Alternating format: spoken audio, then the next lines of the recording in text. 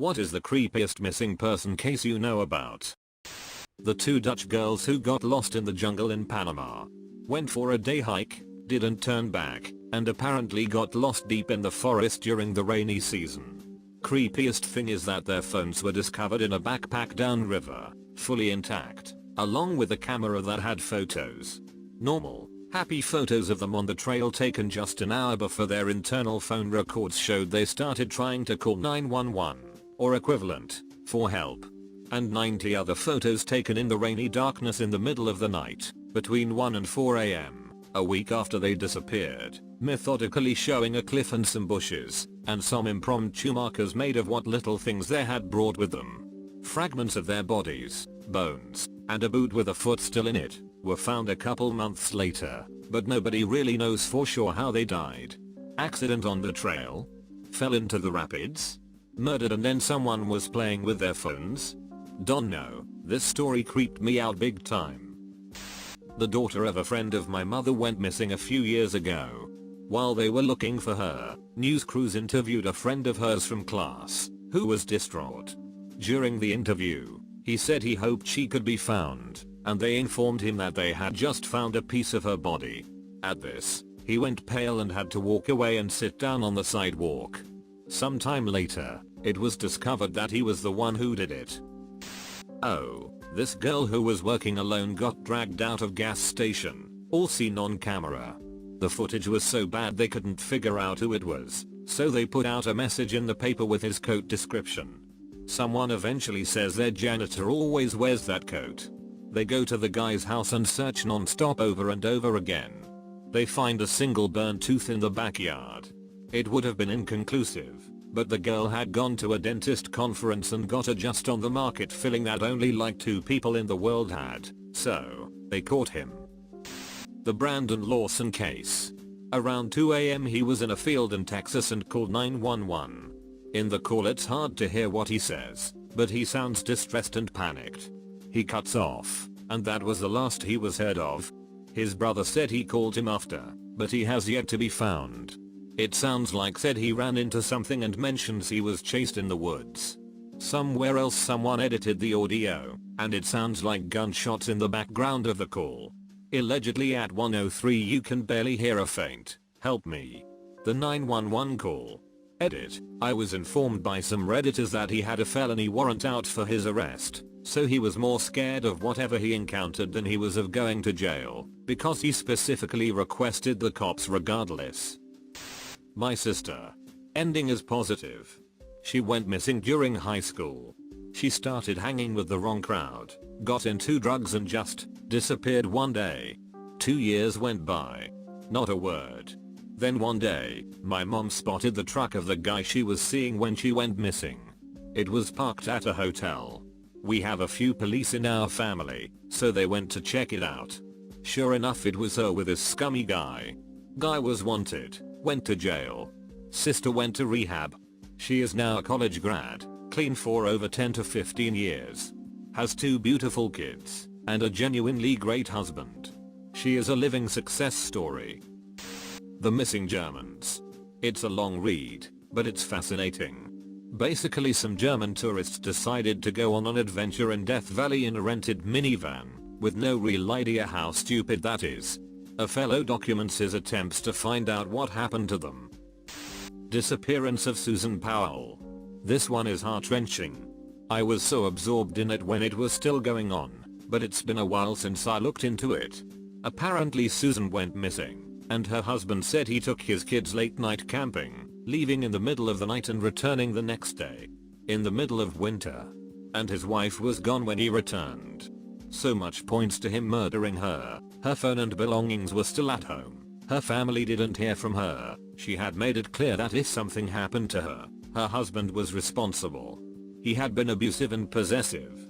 Oh, and a large wet spot on the carpet with a fan blowing on it when police arrived. Oh, and the kids saying they knew they'd never see their mom again. That she wasn't around when they were awoken in the middle of the night and put into the front seat of the van to go camping. Very, very sad ending, where it came out that the husband's father was involved with child pornography, and the husband never being charged. He moved the kids out of state eventually and exploded the house they were living in, with all 3 of them inside. As far as I remember, no closure on Susan being found, no body, no justice, no answers. It baffles me. Johnny Gorsh. Kid gets kidnapped while doing his morning paperboy route, and more than likely forced into ex-slavery for files. Mother claims that Johnny visited her at night 15 years later, talked with her for an hour while another man watched, and then vanished again. 10 years later, a manila envelope shows up on her doorstep with pictures of Johnny bound and gagged. The rabbit hole goes much deeper, especially if you get into Paul Bonacci and the Franklin cover-up, but that's the skinny. A local one for me, but the case of Dakota James. TLDR, a Pittsburgh college student named Dakota James goes missing. Police say he fell in the river, city residents disagree. A bunch of guys went missing around that time, and they all had the same gay dating app on their phone. The disappearance of Asher Degree. This case isn't creepy as in Twilight Zone theme plays, but in that she had a good family, she was a good kid, everything should have been fine and without risk, and this girl still vanished. February 14, 2000. Asher Degree is 9 years old. It is not only Valentine's Day, but her parents' wedding anniversary. And Asher is missing. Adults in her life sheltered her. To the fault? There was no computer or internet in the home. No cell phone. Asher's friends were from church or school. No one she interacted with was an unknown. A stranger would have had no access to her. She was either at church with family, school, at a relative's home, or her own home with her parents and brother. I say this to illustrate that even in the early days of chat rooms and messaging, Asher would not have been using these things to meet someone online.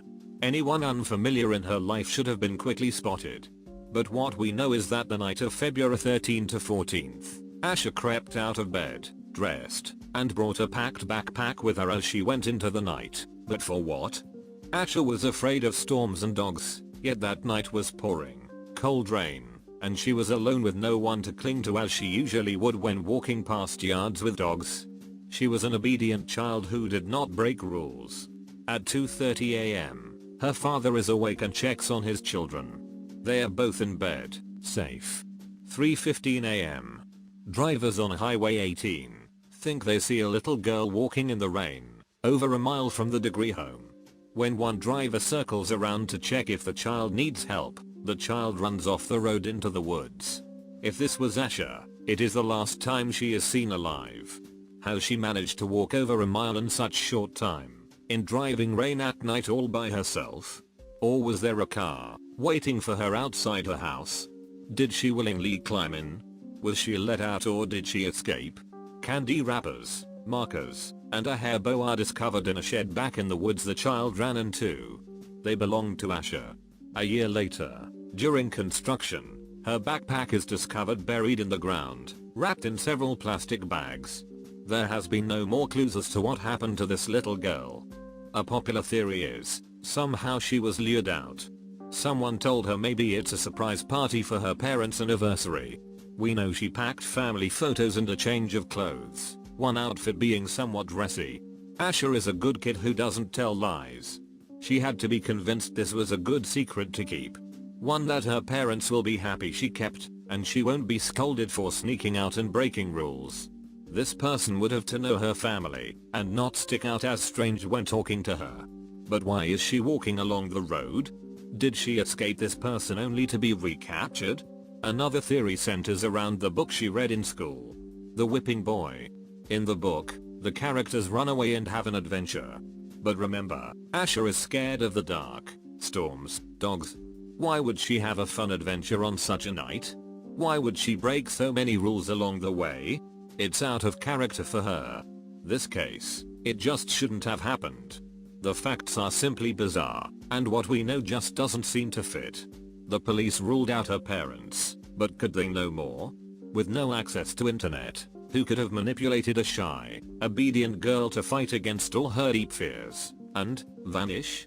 Considering they found her book bag buried, I think it's safe to assume she was abducted. Could have run into some man at school or something, who told her to come out and not tell anyone. Very strange that she walked a mile in the rain in the dark though. My mom's friend's son has been missing since November. Kid's 13 and has epilepsy, and his mom has been very shifty in her statements about it. It's just creepy to me because this is someone I know, who is either dead or hidden. There's just no way the kid's been out in the wilderness living this entire time. This isn't Hatchet. Holy shit, I did not expect so many people to see this. I commented it later down in the thread, but I'll add it here too. Don't witch hunt the kid's mom. Everyone in my city has been doing it since November, and in the scenario that she is innocent, she's probably haunted by this. Her own son is gone and she's a prime suspect, and considering she is so obviously the prime suspect, don't you think the police would have found something out had she done it? I know everyone would like to believe they are Sherlock Holmes, but please, don't start a vigilante investigation. It won't help. Just put all efforts into finding him, not attacking his mother. Edit 2. For anyone who might still see this, bones were found that are almost guaranteed to be his. Think the search is over, guys. Very coincidental that they found them a day after this too. My daughter stopped in the same spot every day while walking home from school. Then my wife or I would pick her up. I argued and eventually convinced them that it was not okay. She needed to either stay at school or walk home. About couple days later, a car was stopped across the street. Two guys, older teenagers, hanging out, doors open listening to music. When my daughter was across the street, one of the guys started sprinting towards her. She ran. Guy stopped chasing after about a block. She told me about this, and I thought it was nothing, just teenagers screwing with a little kid. Then she told me that when the one guy started chasing her, the other guy turned the music up loud, blasting it. That made my blood run cold. It was no longer couple guys screwing around, it was someone who noticed her pattern and had a plan.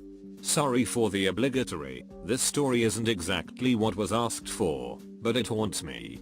Edit, our neighborhood is a little removed, no outside traffic comes through, and it isn't likely the people who tried to abduct her were from around here. Which raises an unanswerable question or two. Maybe not a missing person case, but one of the most disturbing things I've ever heard. Missing pregnant woman in my town. Can't find her anywhere. She put up an ad on Craigslist for other pregnant women to hang out with and to get advice from. Only one person responded, and they became really great friends. They were friends for a couple months, and one day she just goes missing for about a week. Suddenly, someone sees a woman laying on the side of the road, guts pulled out, and laid in a neat pile. So fresh there's still steam. Dental records prove it is the pregnant woman, but there's no baby to be seen anywhere. Turns out the friend had cut out her baby and brought it to the hospital claiming to have had the baby in her car. What tipped them off was that instead of a placenta, like the woman thought, the woman had brought pregnant lady ovaries instead. The Schultz family from Drag in Lower Saxony. Husband Marco, 41 at the time, his wife Sylvia, 43 at the time, and their daughter Miriam, 12 at the time, went missing from their home in Drag on the 22nd of July 2015, nowhere to be found. Marcos' body was found a week later in the Elbe, a river. He had a concrete block attached to his legs with a rope.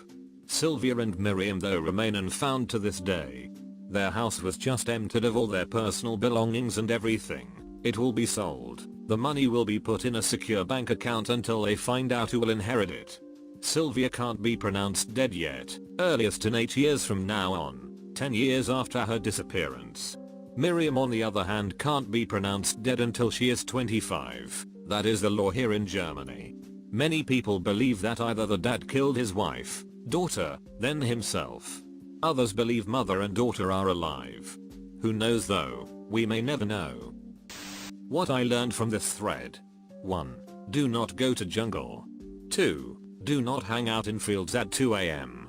3. Do not go outside at night. 4. Do not go outside at day.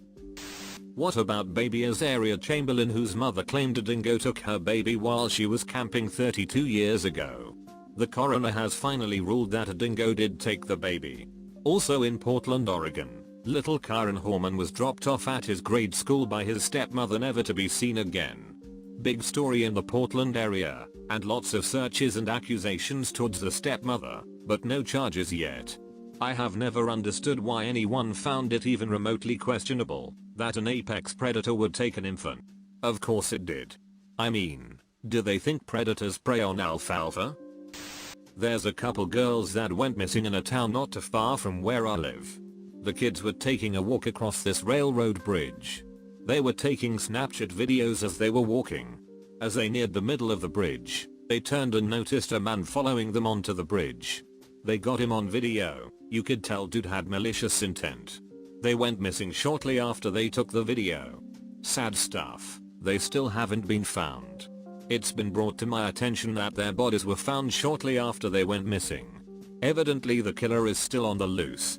This was in Delphi, Indiana. Pretty famous, but Henry McCabe. The most bizarre thing about his disappearance is the voicemail that was left, though. It had all sorts of noises where people speculate it could have been the sound of waterboarding or getting tased. His family also apparently misled the police a few times, and his friends, who were last seen with him, made a series of poor decisions which led to the disappearance. It was also odd that the FBI got involved in all this. As I said earlier, the creepiest thing I find is the voicemail of strange sounds that he left that no one can identify. Apparently there were a few recordings of it posted on the internet, yet no one can find the full audio anymore, and only bits and pieces. There's a famous Japanese case where a mother said she's going to meet an old classmate, left the house leaving an 18-month-old baby behind and never came back. What was really creepy about it was when the husband was being interviewed on TV, there was a memo on the wall that said, "Don't believe in anything Yoko says." Yoko was the name of the missing lady's sister,